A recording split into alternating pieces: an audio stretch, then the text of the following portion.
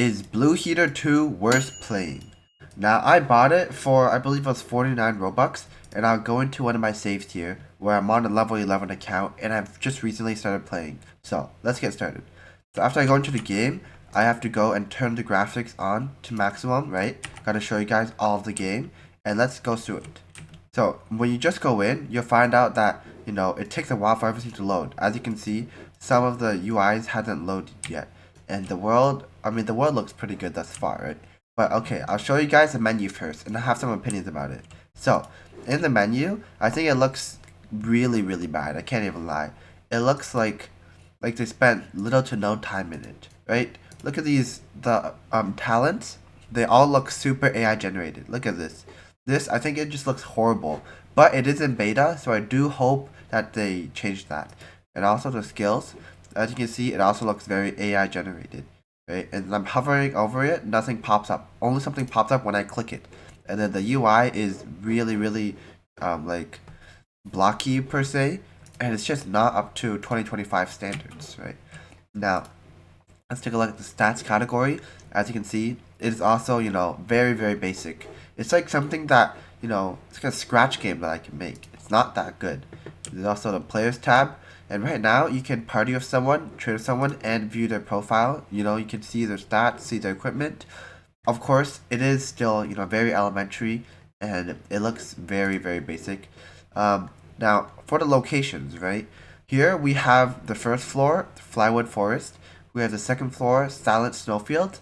I don't believe there's a third floor yet, and this is like Sunshine Town, where you can, craft stuff, and it's basically like the beginning hometown. Anyhow, I'm on the first floor right now, which is Flywood Forest, and I'll go and show you guys around the game and tell you what are my little impressions of the game. Alright, so looking at the bottom here, here's where your skills are. Now, if you're not in combat mode, this is just like regular emotes, right? Nodding the head and whatnot. And now I'll go and I'll switch to combat mode. And as you can see, I have a couple of skills here, and I can go and cast them. For example, I'm going to go cast this ability. Now, the only thing I'd want is if you hover over it, it tells you different stats about it, right? Because now all I know is that it's an icon, and it just, when I click it, it does something. Or I can click it with my keyboard, and it can do something as well. But yeah, now let me show you guys combat. Right now, I'm using kind of like a mage build, and as you can see, when the monsters hit, right, they have a little red area where it tells you where they're gonna hit from. You can dash to avoid the damage, and I'm gonna go show you guys some combat. So I'm gonna left click the enemy, and I'm gonna use my regular basic attack, right? This mage character, like your regular basic attack, you just left click and then you do damage. Now, I'm gonna go show you guys some skills in action. So let's go do the first skill that I got here. That's the most basic skill. You're just slashing in front of you. More of a melee type skill, but I'm using on a ranged character here.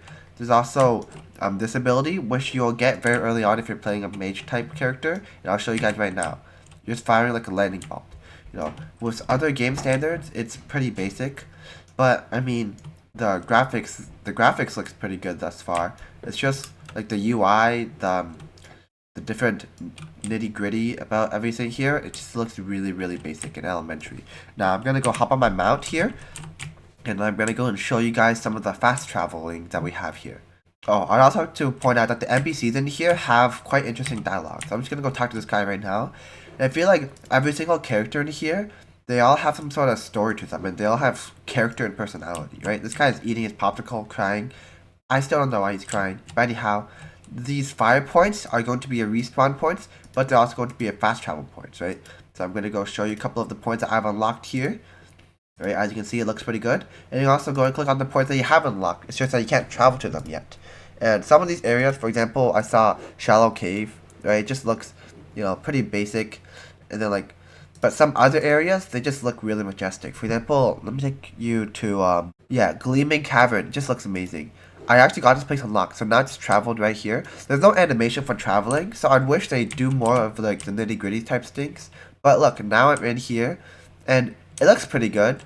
But if you take a closer look, I think it's just a bunch of Roblox assets, right? Like the grass isn't even moving, and you can clearly see the pixels. So from a standpoint of trying to rate the game, I want to give this game a super high score, but it is still in beta. So I'm going to go show you guys some fighting with a monster that I don't one-shot, right? So I'm going to go do a couple of regular attacks, go into battle mode, do a couple of regular attacks, right? Hitting them, and then I use like an ability. But one thing I do have to say is that like the attacking it seems very, very boring and basic, right? You're just running around the enemy, doing damage to them. And wait, hold up. Let me just go and turn up the volume. There we go. But yeah, you know, I'm gonna adventure around here, show you guys around. There's like some majestic mushrooms and whatnot. The mount, I do have to say something about the mount. The mount, it doesn't matter what speed you have from your items and whatnot, the mount will always have the same speed. So what you can do is, oh yeah, the volume's too loud. But what you can do is you can just go have super slow armor and have like a mount, and then you'll travel the same speed as someone that has super fast armor and still on the mount.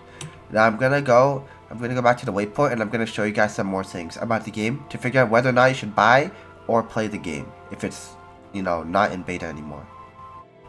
I'm just gonna hop off here, die real quick, and show y'all the ins and outs of the game.